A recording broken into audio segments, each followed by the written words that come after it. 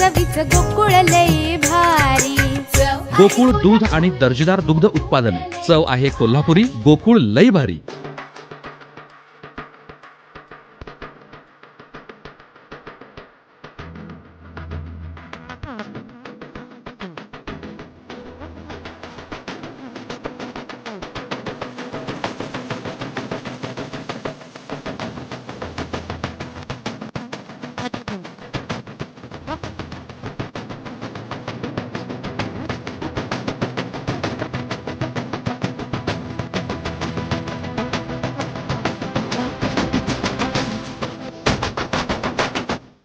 सोमवारी कोल्हापूर शहरात पंचगंगा तालीम मंडळाने काढलेल्या धार्मिक सोहळ्याच्या मिरवणुकीत काही महिला व तृतीयपंथीयांना नाचवले। यावेळी अनेकांनी मद्यपान आणि धूम्रपान केले होते। ही घटना हिंदू धर्माच्या भावना दुखावणारी असल्याने या प्रकरणाची सविस्तर चौकशी करून संबंधित आयोजक कार्यकर्त्यावर करावी अशी मागणी शिवसेनेच्या वतीने लक्ष्मीपुरी पोलिसांकडे लेखी केली आहे। या प्रकरणातील दोषींची नार्को टेस्ट ही करण्यात यावी अशी मागणी यावेळेस केली। यावेळी बोलताना शहर प्रमुख रविकिरण इंगवले म्हणाले की रोड शो त्या पद्धतीनं हा रोड शो शाहू फुले आंबेडकरांच्या विचाराचा वारसा जपणाऱ्या कोल्हापूर जिल्ह्यामध्ये व ज्यांनी आम्ही हिंदुत्ववादी आहोत म्हणून जे गद्दार फुटले त्यांच्या महाराष्ट्र राज्यामध्ये आज हा प्रकार घडलेला आहे। या प्रकाराचं स्वरूप फार गंभीर आहे। तृतीयपंथी असतील, महिला असतील किंवा अन्य त्या तालीम परिसरातील कोणतेही सदस्य असतील, त्या सदस्यांना अटक झाली पाहिजे।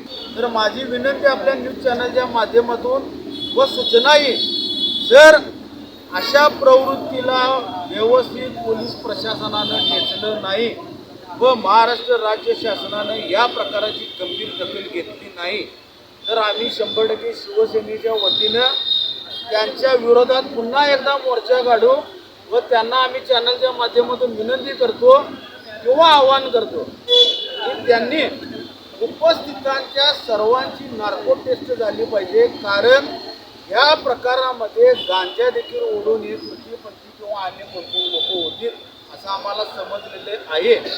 आणखीन गद्दारांच्या बरोबरच सामील असणाऱ्या एका उमेदवाराचा मुलगा देखील या मिरवणुकीमध्ये सामील आहे। या सर्वांना धूम्रपानाचं, सार्वजनिक ठिकाणी धूम्रपानाचं उल्लंघन केलं हा एक विषय।